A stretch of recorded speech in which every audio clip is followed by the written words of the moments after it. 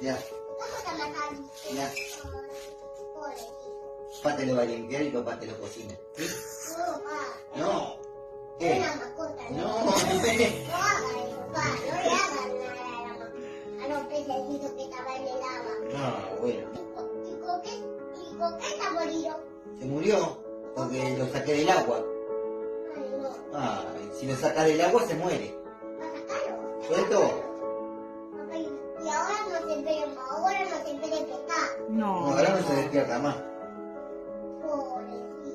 No tenés que pescar una mascota de agua. ¿Cómo va a ser pececito así? ¿No querés que pesque más? No, no pesque más mascota de agua. Bueno. También tenés que tomar mamá que no pececito agua. Pobrecito. Pobrecito, lo mató. Ah. Papá, pobre carito, mamá. Tiene que llevar con su papi, No, con mi su amor. familia. Tiene que Sí, hay que llevar. llevarlo con su familia al mar.